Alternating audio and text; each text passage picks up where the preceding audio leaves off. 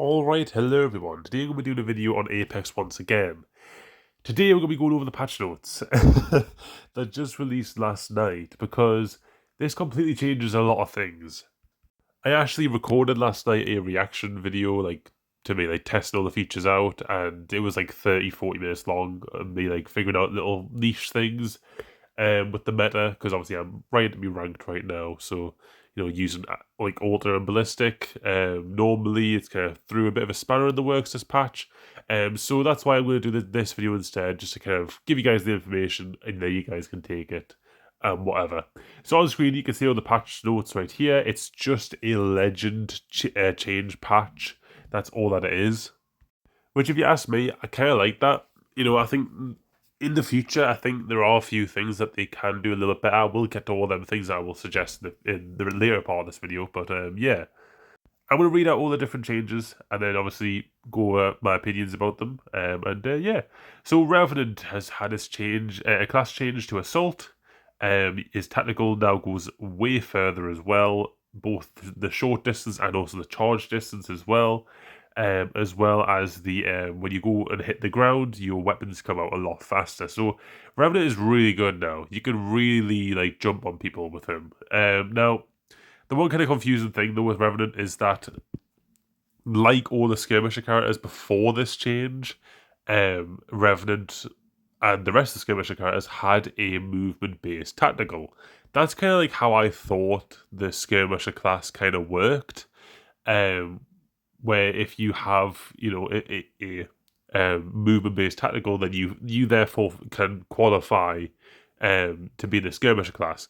I feel like it's you have to have more, most of your kit be movement-based. Obviously, Revenant also has the passive, which is technically a movement ability. So it was a little bit confusing how he's just been moved back to Assault, but it makes sense, if you know what I mean. When you hear Revenant, this robot that has killed everyone, you wouldn't consider him a skirmisher character. You would consider him an Assault, Now, same thing goes for Ashe as well. She's been changed to a skirmisher character, but you could argue that she was an Assault character, because every single Assault character, their tacticals all were damaging tacticals. Fuse's tactical, Maggie's tactical, technically Bangalow's tactical damaged people. But you can kind of see the kind of thing there. All their tacticals were very much an area of effect that is a denial effect. That's kind of what their whole ability was. You deny an area. But obviously Ashe has been moved to the skirmisher class, but then what they've done is they've actually made it so, of course they've nerfed the mark for death thing, so she used to have 2 passives. Now they've basically removed the mark for death part of her passive and made it as part of a perk. So it's just simply the dash that she has as part of her passive. And now you have to get the other part of your passive, you have to then get the level 2 perk for it. And in response to that, they removed the charged knock perk, but obviously that's just part of the skirmisher perks. So she still has that, it's just by default. So it obviously in return to that, to make it so it's an overall nerf, they basically removed that part of that passive that Ashe has by default and made it a perk. Very confusing, but they just basically jumbled things around. Overall to nerf, because at the start of the game she has less stuff, but she will be able to get all the stuff back. It's just you have to do that through the perks, and obviously to do that, you might not be choosing other perks that might buff you in other ways. But once again, we have that the ultimate distance has been reduced. So is she really a skirmisher again? That's the kind of confusing thing, because obviously I kind of viewed skirmisher in 2 different ways. Now I know people might complain and say things like, well, it's not that serious, you know what I mean? There's obviously going to be blending between the lines, but this is what I was talking to my friend about, is that what actually classifies a character as a skirmisher, because now the lines are being so torn apart between the two. Originally I thought it was if you had a movement ability that teammates can also use, that would classify you as a skirmisher character.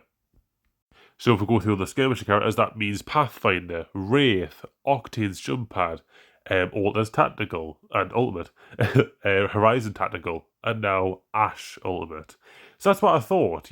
Obviously before, that pattern wouldn't make sense, because obviously Ashe in the Assault category.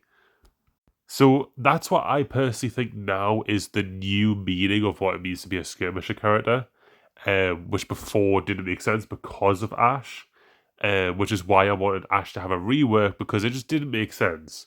Obviously, that's why I believed before that the actual meaning to be a skirmisher character was if you had a movement-based tactical and most of your kit was skirmisher-based. So, like, for example, Horizon has a passive that's a movement ability and also a tactical. Octane has 2 movement abilities. He has his tactical and his ultimate. Same with Wraith, ultimate tactical. Pathfinder, ultimate tactical. You know, all them characters have 2 abilities that are skirmisher-based. So does Revenant. So does 𝗏 as well. So that's why I'm starting to think this is not the detection for whether you are a skirmisher character or not anymore. If this was the case, then we'd have characters like Revenant and 𝗏 that should really both be in the skirmisher class. So I think that's why they've changed it now. So now I think we actually finally have a full-on, like, way to classify skirmisher finally. So that's good. I think it is that if you have a movement ability that teammates can use, you are a skirmisher character, which is great. Only thing is though, Revenant in Assault class, I think his tactical is a bit weird because all the other characters in the class have like damaging tacticals and he doesn't. He's more like a movement character. So a little bit different, but we'll get used to it probably. And I feel like the Assault class is now in that kind of position where what does it actually mean to be Assault? Similar to how the Skirmisher class was like that. Now it's like, what does it actually mean to be an Assault now? Is it that you do damage to people tactically? Or is it just you're very aggressive as them characters? But then I wouldn't consider Bangalore a very aggressive character. So it's very confusing.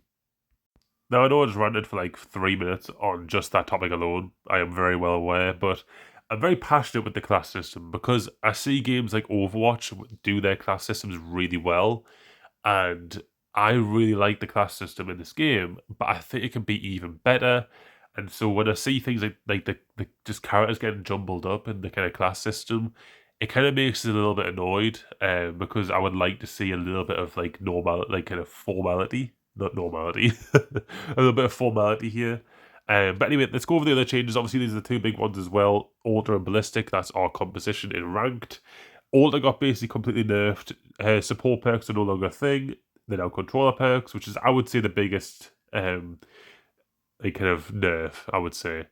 The rest of the stuff is like kind of little changes with how long the portal stays open, how long you get a warning that people are coming through, and how long it takes for knocked players to use the Nexus as well. So like a lot of like tiny little adjustments, but the big one is very much you can't get the support perks, which is what made Alter so good for team comps, because you would use the Nexus and you would revive teammates and you would get that health straight away, which meant if anyone did come through the Nexus, which chances are they wouldn't, but then again we did have some games where we had multiple occasions of people going through the Nexus, and so that extra health actually made it so that my teammates were able to fight when they came through. Right now I have to fully heal again, so it's not really great. On the other hand, though, it does mean that Alter is probably going to be used a lot more in ALGS because controller perks are very useful. Obviously, getting that next ring knowledge is extremely useful.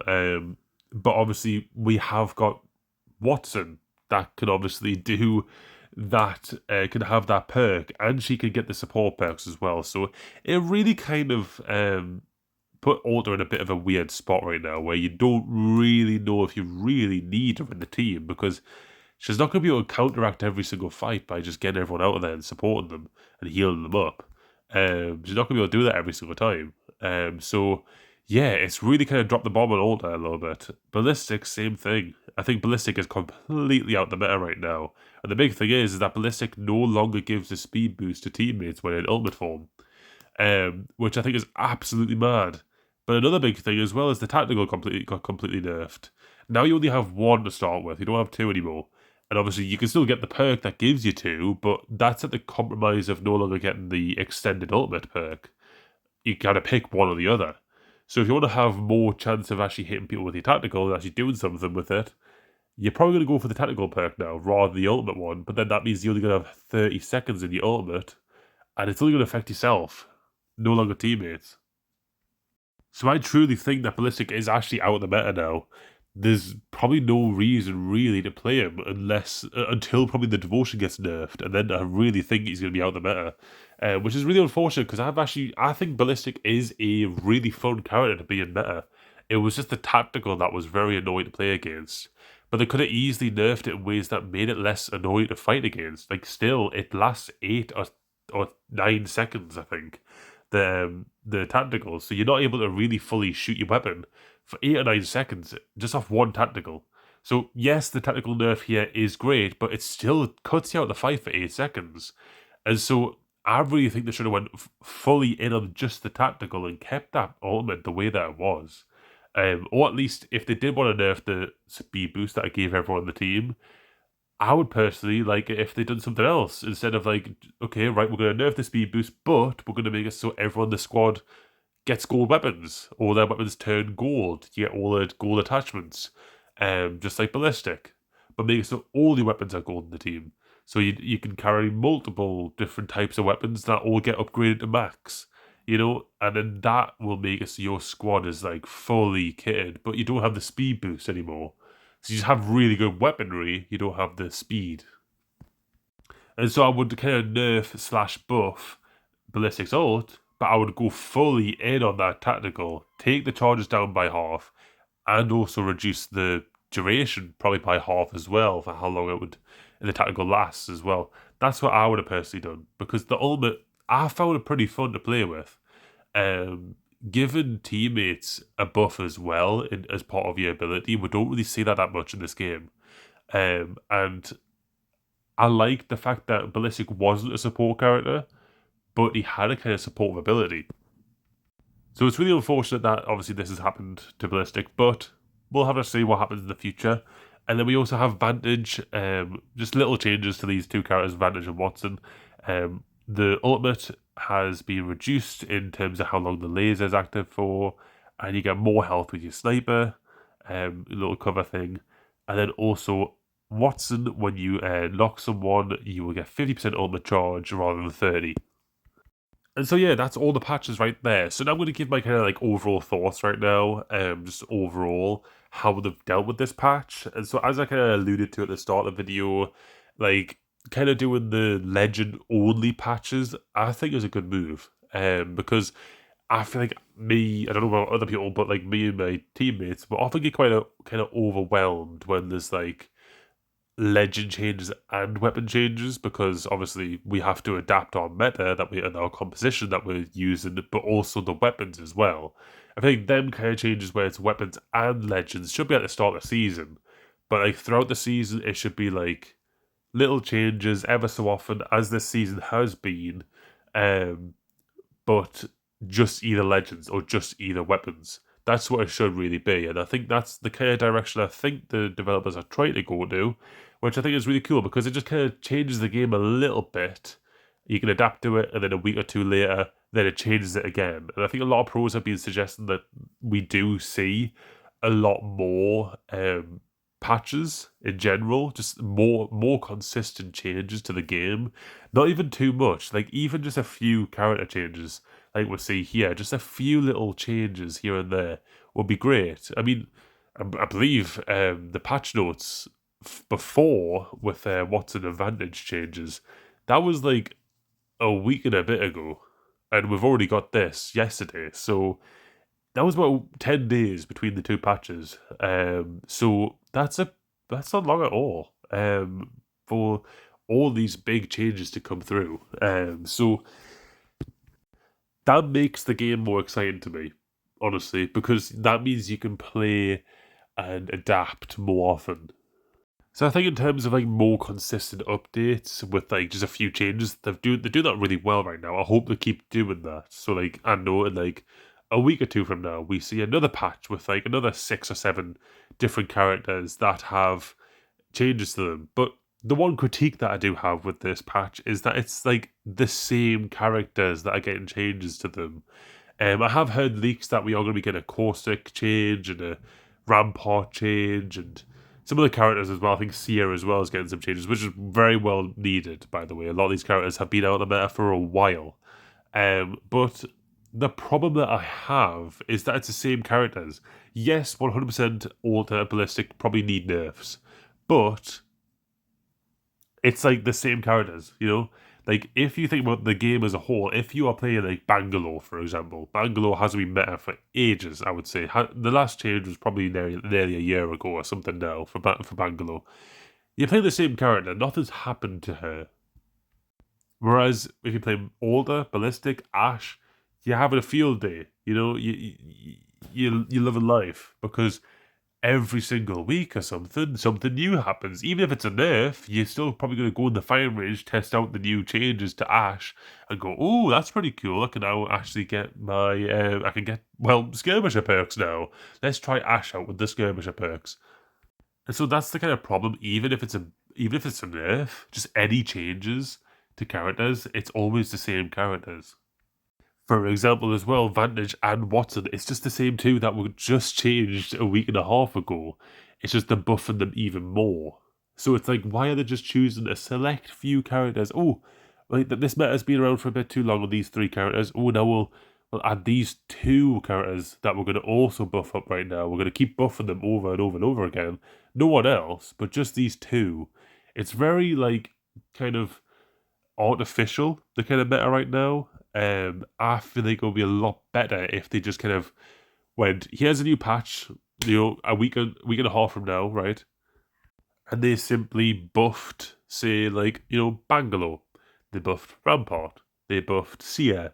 They buffed, you know, Wattson, whatever, you know, throw her in there, you know. They buffed different characters that haven't been heard of for a while. And then the very next 2 weeks after that, another patch comes out. All right, we're going to buff this time Sparrow. We're going to give Sparrow a little bit more. We're going to probably nerf Wattson a little bit. She's a bit too powerful right now. Right, turn her down a little bit. We're going to turn down Alter this time. And then we're going to buff, we're going to buff Octane. He hasn't been used that much. You know, that'll be a lot more fun because every 2 weeks you can come back to the game and there's just slight changes to every character. And I think they were doing that pretty well, the whole slight changes thing that I was just saying there. It was kind of like a gradual nerf for these characters, and then they just dropped them in the shit here. That's another complaint that I have, is that we kind of seen like, oh, Ballistic, the damage has been decreased by 10, and then it's been decreased by another 5, and then now it's like, oh yeah, you're no longer going to be playing Ballistic. I don't like that. I like the gradual nerfs. I think before they probably nerfed him a bit too gradually, where it was like, who even cares about the nerfs? Like, it actually changed nothing about him. I think they need to be a little bit smarter with the gradual nerfs. I would say give him like 3 different nerfs in 3 different patches. So like, let's say like 6 weeks or something. So have a meta, then after 2 weeks nerf them, after another 2 weeks nerf them, after another 2 weeks nerf them. And then by that time, they'll probably no longer be meta. You know, I would say that is a lot less artificial because it's just a gradual decrease. In them 6 weeks or from them 3 patches, you're going to be increasing the pick rates of other characters by buffing them over them weeks as well. It creates a lot less of an artificial feeling because when we see things like Vantage and Wattson constantly appearing in these patch notes, you clearly see that they want you to play these new characters.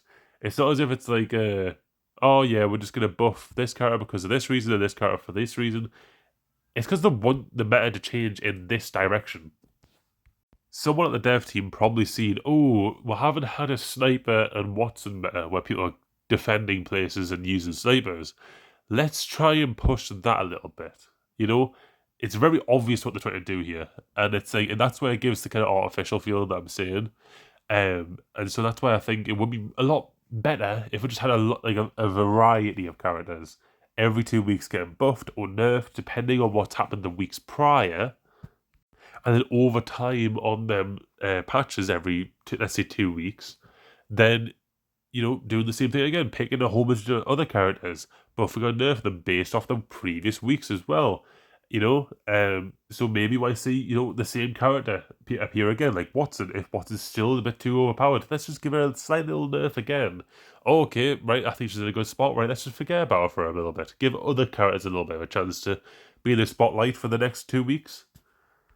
But that's my main critique right here, is that, like, the developers clearly are trying to change the way that they do patches. They're not just going to drop everything at the start of the season, even though the patches at the very start of the season and the mid-season are pretty big. They are starting to do mid-season, if you know what I mean, like the middle of the mid-season. Like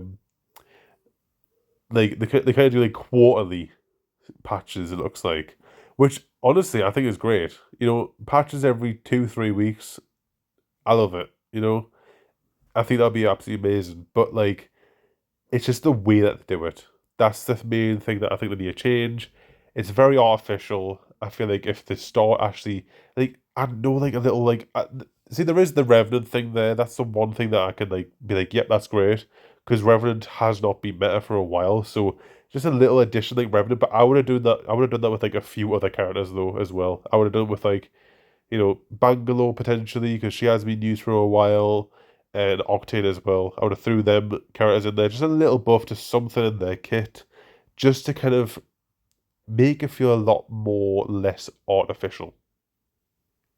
But I would love to hear what you guys think, because obviously this change has really done a lot right now, and I don't like how they have completely dropped, especially having all of the meta characters be completely dropped in the shit.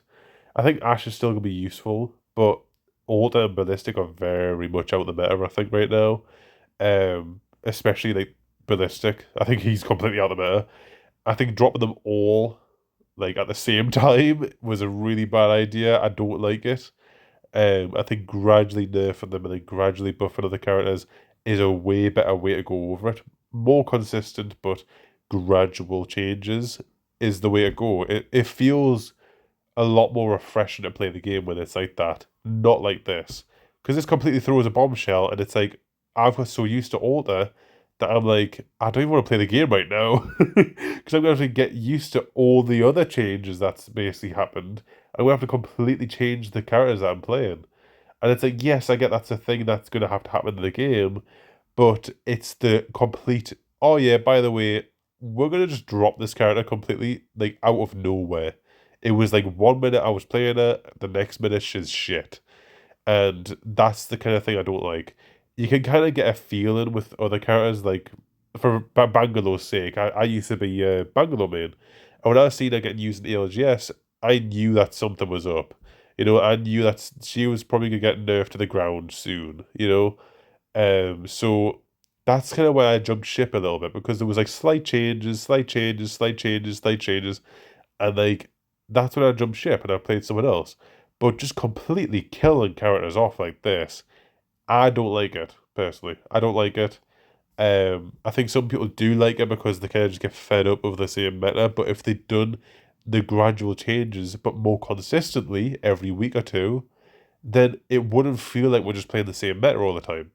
Alta's probably been meta for seasons. I haven't played the game like last season or the season before, so I don't know how long Alta's been like meta for. But if she's been meta for seasons, they should have killed her off like way, way long ago. And I mean like gradually killing them off, not just like completely like, oh yeah, here's a new patch, right, okay, she's dead now. Like, like it doesn't make sense the way that they're going about it. So that's just my opinion. I think they need to change the little way that they handle these patches, because I liked it before, where it was just gradual changes. Because then I was starting to go, ooh, Vantage is actually pretty good. Should we switch out for Vantage? Oh, Wattson as well. Wattson's really good. Shall we switch out? Oh no, we'll probably wait another patch. We'll wait another patch, and then we might actually consider it, because there wasn't that kind of urge. Now it's like you're kind of forced to switch. That's the kind of shit thing, is now there's no longer that discussion. Now it's like, we don't want you to play these characters anymore. So yeah, that's my whole issue right there. Obviously I went over all of the changes as well. The class system is a little bit funky still on the assault side rather than the skirmisher side now. So hopefully they do something there maybe. But we'll see. I would like to have a bit more of a consensus on the actual class system of the developers, like what counts as a skirmisher character and things like that. Obviously, there's going to be overlap, as I said before, but I would like a little bit of consistency and a little bit more of a pattern to be shown. Yeah, let me know what you guys think about all this stuff. What are your thoughts and feelings? And yeah, I'll see you guys in the next video. Bye for now.